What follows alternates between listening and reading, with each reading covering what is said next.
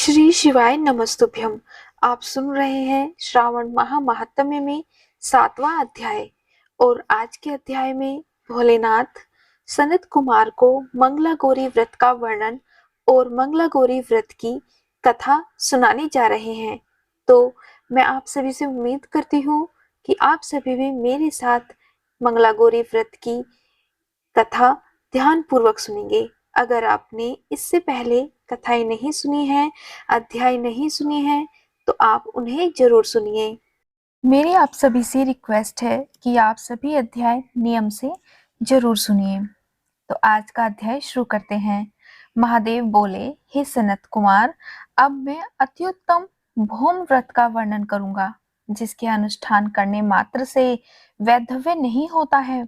विवाह होने के पश्चात 5 वर्षों तक यह व्रत करना चाहिए। इसका नाम मंगला गौरी व्रत है। यह पापों का नाश करने वाला व्रत है। विवाह के पश्चात प्रथम श्रवण शुक्ल पक्ष में पहले मंगलवार को यह व्रत आरंभ करना चाहिए। केले के खंभों से सुशोभित एक पुष्प मंडल बनाना चाहिए और उसे अनेक प्रकार के फलों तथा रेशमी वस्त्रों से सजाना चाहिए। उस मंडप में अपने सामर्थ्य के अनुसार देवी की सुवर्णमयी अथवा अन्य धातु की बनी प्रतिमा स्थापित करनी चाहिए। उस प्रतिमा को 16 उपचारों से, 16 दूर्वा दलों से, 16 चावलों से तथा 16 चने की दालों से मंगला गौरी नामक देवी की पूजा करनी चाहिए और 16 बत्तियों से 16 दीपक जलाने चाहिए। दही तथा भात का नैवेद्य भक्ति पूर्वक अर्पित करना चाहिए। देवी के पास ही पत्थर का सील तथा लोढ़ा स्थापित करना चाहिए। 5 वर्ष तक इस प्रकार से करने के पश्चात उद्यापन करना और माता को वायना प्रदान करना चाहिए, जिसकी विधि आप ध्यान पूर्वक सुनो। अपने सामर्थ्य अनुसार एक पल प्रमाण सुवर्ण की अथवा उसके आधे प्रमाण की अथवा उसके भी आधे प्रमाण की मंगला गौरी की प्रतिमा निर्मित करानी चाहिए। अपनी शक्ति के अनुसार स्वर्ण आदि के बने तंडुल पूरित पात्र पर वस्त्र तथा रमणीय कंचों की ओढ़नी रखकर उन दोनों के ऊपर देवी की प्रतिमा स्थापित करनी चाहिए। पास में चांदी से निर्मित सिल तथा लोढ़ा रखकर माता को वायन प्रदान करना चाहिए।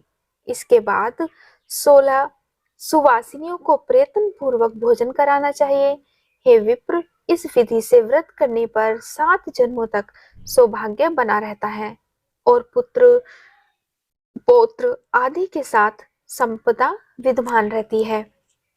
भोलेनाथ की बात सुनकर सनत कुमार बोले, सर्वप्रथम इस व्रत को किसने किया था और किसको इसका फल प्राप्त हुआ था? हे शंभु, जिस तरह से मुझे इसके प्रति निष्ठा हो जाए, कृपा करके आप उसी तरह से मुझे इसका व्याख्यान करिए।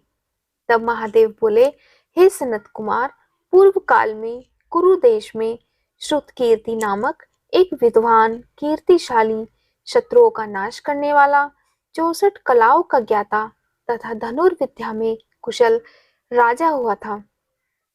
पुत्र के अतिरिक्त अन्य सभी शुभ चीजें उस राजा के पास थी। अतः वह राजा संतान के विषय में बहुत अधिक चिंतित रहता था और जब ध्यान पूर्वक देवी की आराधना करने लगा, तब उसकी कठोर तपस्या से देवी मां प्रसन्न हो गई और उससे वचन लेने के लिए बोली कि हे सुव्रत, तुम जो चाहो मुझसे वो वर मांगो। श्रुतकीर्ति बोला, हे देवी, यदि आप मुझ पर प्रसन्न हैं तो मुझे एक सुंदर पुत्र दीजिए। हे देवी, आपकी कृपा से अन्य किसी भी वस्तु का मेरे पास अभाव नहीं है। उसका यह वचन सुनकर पवित्र मुस्कान वाली देवी ने कहा, हे राजन, तुमने अत्यंत दुर्लभ वर मांगा है, फिर भी कृपावश मैं तुम्हें अवश्य दूंगी। किंतु हे राजेंद्र, सुनिए, यदि परम गुणी पुत्र चाहते हो तो वह केवल 16 वर्ष तक जीवित रहेगा, और यदि रूप तथा विद्या से हीन पुत्र चाहते हो तो दीर्घजीवी होगा। देवी का यह वचन सुनकर राजा चिंतित हो उठा और पुनः अपनी पत्नी से परामर्श करके उसने गुणवान तथा सभी शुभ लक्षणों से संपन्न 16 वर्ष की आयु वाला पुत्र मांगा। तब देवी ने भक्ति संपन्न राजा से कहा, कि हे नृपनंदन, मेरे मंदिर के द्वार पर आम का एक वृक्ष है। उसका एक फल लाकर मेरी आज्ञा से अपनी भार्या को उसे भक्षण करने के लिए प्रदान करो, जिसके खाने से वो शीघ्र ही गर्भ धारण करेगी। इसमें तुम कुछ भी संदेह मत करना। राजा देवी के वचन सुनकर बहुत प्रसन्न हुआ और प्रसन्न होकर राजा ने वैसा ही किया और उसकी पत्नी ने गर्भ धारण कर लिया। 10वें महीने में उसने देवतुल्य सुंदर एक पुत्र को जन्म दिया। तब हर्ष और शोक से युक्त राजा ने बालक का जात कर्म आदि संस्कार किया और शिव का स्मरण करते हुए उसका नाम चिरायु रखा। इसके बाद पुत्र के 16 वर्ष के होने पर पत्नी सहित राजा चिंता में पड़ गए और वो विचार करने लगे कि यह पुत्र बड़े कष्ट से हमें प्राप्त हुआ है और मैं इसकी दुखद मृत्यु अपने ही सामने कैसे देख सकता हूँ। ऐसा विचार करके राजा ने पुत्र को उसके मामा के साथ काशी में पढ़ने के लिए भेज दिया। प्रस्थान के समय राजा की पत्नी ने अपने भाई से कहा कि कापिटिक का वेश धारण करके आप मेरे पुत्र को काशी ले जाइए। मैंने भगवान मृत्युंजय से पूर्व में पुत्र के लिए प्रार्थना की थी और कहा था कि हे विश्वेश, आप जगतपति की यात्रा के लिए मैं उस पुत्र को अवश्य भेजूंगी। इसीलिए आप मेरे पुत्र को आज ही ले जाइए और सावधानी पूर्वक उसकी रक्षा कीजिएगा। अपनी बहन की ये बात सुनकर भांजे के साथ वो काशी के लिए चल पड़ा। कई दिनों तक चलते चलते वह आनंद नामक एक नगर में पहुंचा। वहां सभी प्रकार की समृद्धियों से संपन्न वीरसेन नाम वाला राजा रहता था। उस राजा की एक सर्वलक्षण संपन्न युवावस्था प्राप्त मनोहर तथा रूपलावण्यमयी मंगला गौरी नामक एक कन्या थी। सभी उपमानों को तुच्छ करके सौंदर्य अभिवृद्धि को प्राप्त वह कन्या किसी समय सखियों के साथ नगर के उपवन में खेलने के लिए गई हुई थी। उसी समय वह चिरायु तथा उसका मामा वे दोनों भी वहां पहुंच गए और उन कन्याओं को देखने की लालसा से वहीं विश्राम करने लगे। इसी बीच विनोद पूर्वक क्रीड़ा करती हुई उन कन्याओं में से किसी एक ने कुपित होकर राजकुमारी को रांडा यह कुवचन कह दिया। तब उस अशुभ वचन को सुनकर राजकुमारी ने कहा, तुम इस तरह से अनुचित बात क्यों बोल रही हो? मेरे कुल में तो इस प्रकार की कोई नहीं है। मंगला गौरी की कृपा से तथा उनके व्रत के प्रभाव से विवाह के समय जिसके सर पर मेरे हाथ से अक्षत पड़ेंगे, हे सखी, वह यदि अल्पवायु होगा वाला होगा तो भी चिरंजीवी हो जाएगा। इसके बाद वह सभी कन्याएं अपने अपने घर चली गई। उसी दिन राजकुमारी का विवाह था। वाहकी देश के दृढ़धर्मा नामक राजा के सुकेतु नाम वाले पुत्र के साथ उसका विवाह निश्चित किया गया था। वह सुकेतु विद्याहीन, कुरूप तथा बहरा था। तब सुकेतु के साथ आए हुए उन लोगों ने विचार किया कि इस समय कोई दूसरा श्रेष्ठ वर ले जाना चाहिए और विवाह संपन्न हो जाने के बाद वहां सुकेतु पहुंच जाए। उन लोगों ने चिरायु के मामा के पास जाकर याचना की कि आप इस बालक को हमें दे दीजिए, जिससे हमारा कार्य सिद्ध हो जाए। इस पृथ्वी पर परोपकार के समान दूसरा कोई धर्म नहीं है। उनकी बात सुनकर चिरायु का मामा मन ही मन बहुत प्रसन्न हुआ, क्योंकि उसने उपवन में पहले ही कन्या मंगला गौरी की बात सुन ली थी। फिर भी उसने एक बार कहा कि आप लोग इसे किस लिए मांग रहे हैं? कार्य की सिद्धि हेतु वस्त्र, अलंकार आदि मांगे जाते हैं, वर तो कहीं भी नहीं मांगा जाता। तथापि आप लोगों का सम्मान रखने के लिए मैं इसे दे रहा हूँ। इसके बाद चिरायु को वहां से वो लोग लेकर चले गए। लोगों ने विवाह संपन्न कराया। सप्तपदी आदि के हो जाने पर रात्रि में शिव पार्वती की प्रतिमा के समक्ष उस चिरायु ने हर्षयुक्त होकर मंगला गौरी के साथ शयन किया। उसी दिन चिरायु के 16 वर्ष पूर्ण हो चुके थे और अर्धरात्रि में साक्षात काल स्वरूप सर्प वहां आ गया। इसी बीच संयोगवश राजकुमारी जाग गई। उसने उस महासर्प को वहां देखा और वह भय से व्याकुल होकर कांपने लगी। तभी उस कन्या ने धैर्य धारण 16 उपचारों से सर्प की पूजा की और पीने के लिए उसे दूध दिया। उसने दीनता भरी वाणी में उस सर्प की प्रार्थना की तथा स्तुति की। मंगला गौरी प्रार्थना करने लगी कि मैं उत्तम व्रत को करूंगी जिससे मेरे पति जीवित रहें। ये जिस तरह से चिरकाल तक जीवित रहें, आप वैसा कीजिए। इतने में सर्प वहां स्थित एक कमंडल में प्रवेश कर गया और उस मंगला गौरी ने अपनी कंचुकी से उस कमंडल का मुंह बांध दिया। इसी बीच उसका पति अंगड़ाई लेकर जाग गया और अपनी पत्नी से बोला कि हे प्रिय, मुझे बहुत भूख लगी है। तब वह अपनी माता के पास जाकर खीर, लड्डू आदि ले आई और उसके द्वारा दिए भोज्य पदार्थ को उसने बड़े प्रसन्न मन से खाया। भोजन के पश्चात हाथ धोते समय उसके हाथ से अंगूठी गिर पड़ी। तांबुल खाकर वह पुनः सो गया। इसके बाद मंगला गौरी कमंडल को फेंकने के लिए जाने लगी।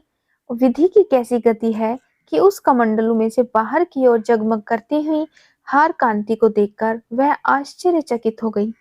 घट में स्थित उस हार को उसने अपने कंठ में धारण कर लिया। इसके बाद कुछ रात शेष रहते ही चिरायु का मामा आकर उसे ले गया। उसके बाद वर पक्ष के लोग सुकेतु को वहां ले आए। उसे देख मंगला गौरी ने कहा कि यह मेरा पति नहीं है। तब उन सभी ने उससे कहा, हे शुभे, तुम यह क्या बोल रही हो? यहाँ तुम्हारा कोई परिचायक हो तो उसे हम लोगों को बतलाओ। तब मंगला गौरी उन लोगों की बात सुनकर बोली कि जिसने रात्रि में 9 रत्नों से बानी अंगूठी दी है, उसकी उंगली में इसे डालकर परिचायक निशानी देख लें। मेरे पति ने रात्रि में मुझे जो हार दिया था, उसके रत्नों का समुदाय कैसा है, इस बात को यह बताए।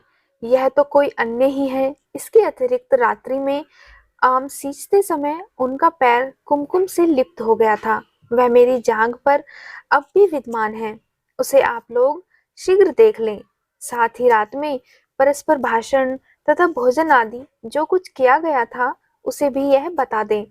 तब यह निश्चय ही मेरा पति है। इस प्रकार उसका वचन सुनकर सभी ठीक है, ठीक कहने लगे, किंतु जब एक भी बात न मिली तब सभी ने सुकेतु को उसका पति होने से निषिद्ध कर दिया और वर पक्ष वाले जिस तरह से आए थे उसी तरह से चले गए। उसके बाद अपने वंश को बढ़ाने वाले महान यश से संपन्न तथा परम मनस्वी मंगला गौरी के पिता ने अन्न पान आदि का सत्र चलाया। उन्होंने वर पक्ष का वृतांत कानो कान सुन लिया कि स्वरूप से कुरूप होने के कारण लोगों के द्वारा किसी अन्य को वर के रूप में आदर पूर्वक लाया गया था। तब उन्होंने अपनी कन्या को पर्दे के भीतर बिठा दिया। उसके बाद 1 वर्ष बीतने पर यात्रा करके चिरायु अपने मामा के साथ यह देखने आया कि विवाह के बाद वहां क्या हुआ। तब उसे गवाक्ष के भीतर से देखकर वह मंगला गौरी अत्यंत प्रसन्न हुई और माता पिता से बोली कि मेरे पति आ गए हैं। राजा ने अपने सुहजनों को बुलाकर पूर्व में कहे गए सभी परिचायकों को निशानी देकर मंद मुस्कान वाली अपनी कन्या चिरायु को सौंप दी। राजा ने शिष्ट जनों के साथ लेकर विवाह का उत्सव कराया। इसके बाद राजा वीरसेन ने वस्त्र, आभूषण आदि, सेना, घोड़े, रथ और अन्य भी बहुत सी सामग्रियां देकर उन्हें विदा किया। उनके विदा करने के बाद कुल को आनंदित करने वाला वह चिरायु पत्नी तथा मामा के साथ लेकर सेना के साथ अपने नगर पहुंचा। लोगों के मुख से उसे आया हुआ सुनकर उसके माता पिता को विश्वास ही नहीं हुआ और उन्होंने सोचा कि प्रारब्ध अन्यथा कैसे हो सकता है। इतने में वह अपने माता पिता के पास आ गया और स्नेह से परिपूर्ण वह चिरायु भक्ति पूर्वक उनके चरणों में गिर पड़ा। तब अपने पुत्र का मस्तक सूंघ कर उन दोनों ने परम आनंद प्राप्त किया। पुत्र वधु मंगला गौरी ने भी सास ससुर को प्रणाम किया। तब सास उसे अपनी गोद में बिठाकर सारा वृतांत शीघ्रता पूर्वक पूछने लगी। हे महामुने, तब पुत्र वधु ने भी मंगला गौरी के उत्तम व्रत महात्म्य तथा जो कुछ घटित हुआ था वह सब वृतांत बताया। हे सनत कुमार, मैंने आपसे इस मंगला गौरी व्रत का वर्णन कर दिया। जो कोई भी इसका श्रवण करता है अथवा जो इसे कहता है, उसके सभी मनोरथ पूर्ण हो जाते हैं। इसमें कोई संदेह नहीं है। सूत जी बोले, हे ऋषियों, इस प्रकार शिवजी ने सनत कुमार को यह मंगला गौरी व्रत बताया और उन्होंने सभी कार्यों को पूर्ण करने वाले इस व्रत को सुनकर महान आनंद प्राप्त किया। इस प्रकार श्री स्कंद पुराण के अंतर्गत ईश्वर सनत कुमार संवाद में श्रावण महात्म्य में मंगला गौरी व्रत कथन नामक 7वां अध्याय पूर्ण हुआ। इससे आगे की कथा हम 8वें अध्याय में सुनेंगे। ओम नमः शिवाय। 8वें अध्याय में हम बुध और गुरु व्रत का वर्णन सुनेंगे।